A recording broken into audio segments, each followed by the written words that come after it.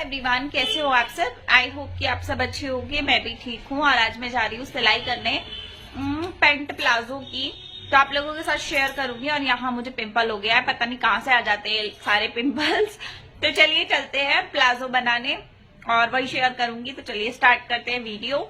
Guys देखिए, यहाँ मैं सिंपल पैंट कटिंग कर रही हूँ। तो जो ये पैंट आपको दिख रही है सेम यही बनाने वाली हूँ। मीडियम साइज़ की मैं बना रही हूँ, बाकी आप लोग अपने हिसाब से अपना नाप के हिसाब से बना सकते हो। तो आप लोग देख सकते हो मैंने यहाँ कपड़ा लिया है। कपड़ा मेरे पास 1.5 मीटर का कपड़ा था, प्लेन ब्लू कलर का, नेवी ब्लू कलर का।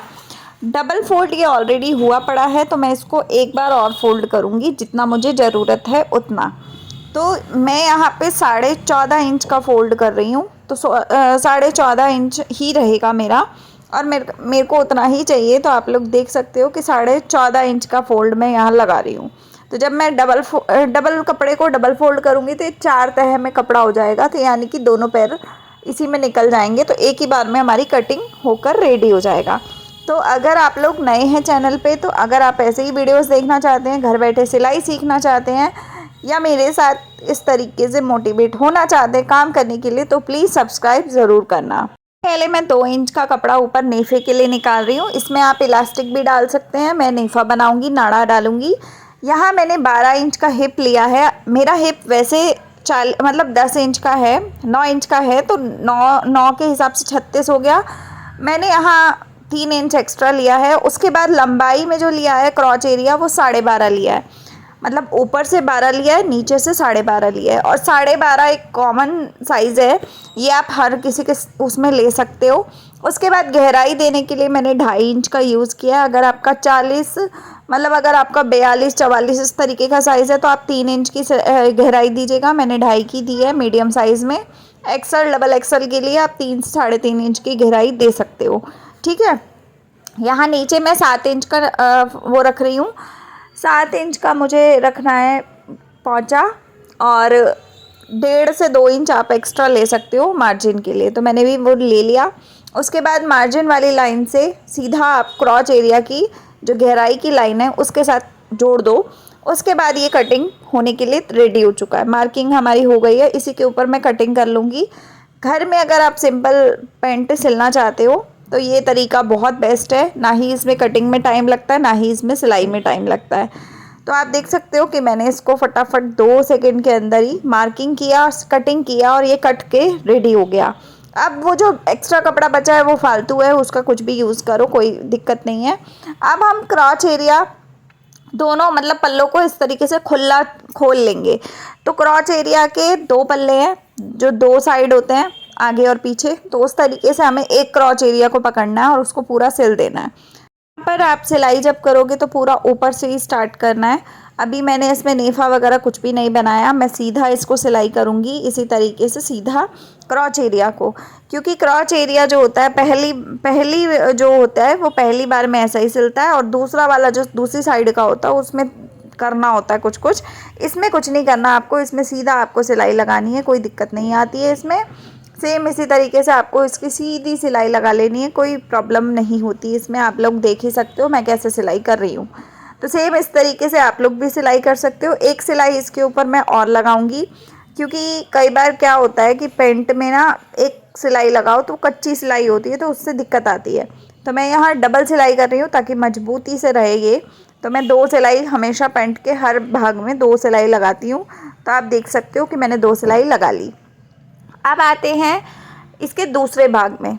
तो दूसरा भाग जो है उसको मैंने पूरा खोल लिया है, मतलब पूरे इसको प्लाजो को मैंने पेंट को पूरा खोल लिया है। उसके बाद मैं नेफा बना रही हूँ इस तरीके से।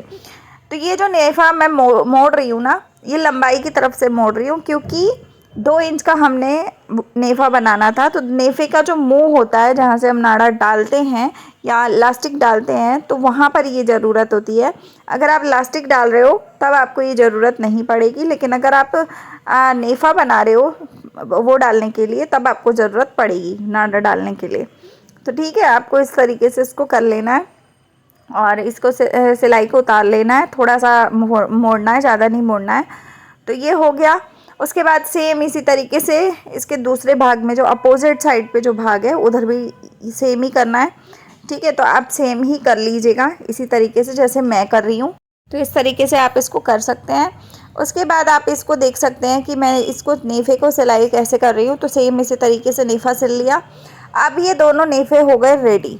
अब हम इसको डबल फोल्ड करेंगे, जो मतलब नेफा डालने के लिए जो बनाया जाता है वो बनाएंगे। तो डबल फोल्ड हल्का सा कपड़ा करेंगे और इस तरीके से इसके ऊपर सिलाई लगाएंगे ऊपर के भाग में, ठीक है। तो ये पूरा आपका लास्ट तक सिलाई होगा, तो इसको आपको अच्छे से सिलाई करना है।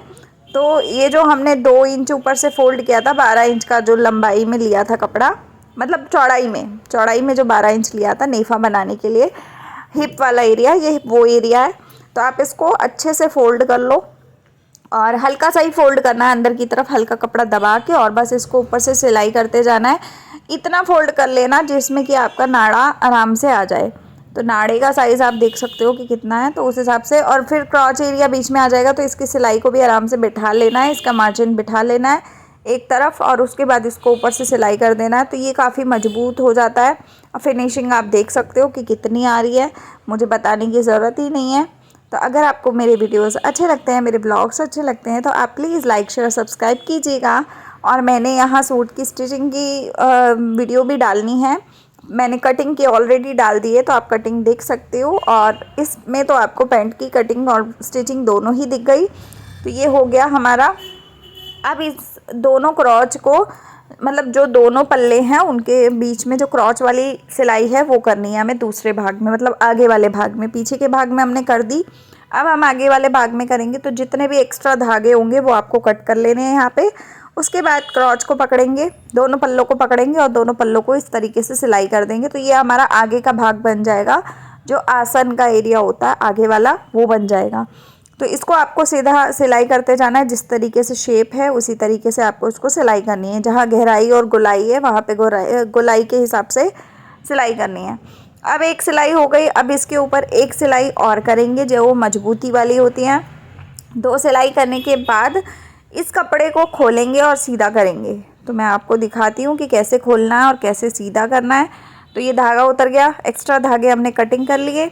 अब देखिए इस तरीके से इसको रखेंगे सीधे भाग की तरफ से, मतलब जो बाहर वाला भाग है सीधा पल्ला है उसको, मार्जिन के कपड़े को एक साइड करेंगे और उसी मार्जिन के कपड़े के ऊपर टॉप स्टिच कर देंगे, ताकि वो मार्जिन का कपड़ा मजबूत रहे और दिक्कत ना आए, बाद में कभी सिलाई खुले ना। तो यहाँ से हम कट कर लेंगे धागे को, सुई को निकाल लेंगे बाहर, कपड़ा आ गया बाहर। अब ये हमारा ऊपर का भाग बन के हो गया रेडी, मतलब ऊपर से पूरा पैंट हमारा बन गया, नेफा भी बन गया, दोनों क्रॉच भी जुड़ गए। तो इतना काम हो गया। अब हम इसको नीचे से जोड़ेंगे, जो पाँचे वाला एरिया होता है वो देखेंगे। तो अभी हमने ऊपर से खोला खाला, मतलब ऊपर से हमने इसमें मोड़ा, तो हमें ये देखना है कि नीचे पाँचे का एरिया बचा हुआ है कि नहीं बचा हुआ। वैसे तो बचा ही होता है, लेकिन एक बार आप देख लो तो दिक्कत नहीं होती है, क्योंकि कई बार ऐसा होता है कि ज़्यादा फोल्ड हो जाता है, तो कई बार छोटा बड़ा भी हो सकता है। तो इसलिए अगर आप बिगनर हो तो आप ये काम ज़रूर कर लो। मैं आपको सिर्फ दिखा रही थी, बाकी मुझे तो पता ही था कि नीचे 1 इंच मैंने एक्स्ट्रा लिया हुआ है लंबाई में कपड़ा, तो फिर होगा। तो आधा इंच का कपड़ा इस तरीके से डबल फोल्ड किया और ये 1 इंच का कपड़ा यहाँ पे लगता है, तो ये पोंचा बन जाएगा आपका अच्छे से।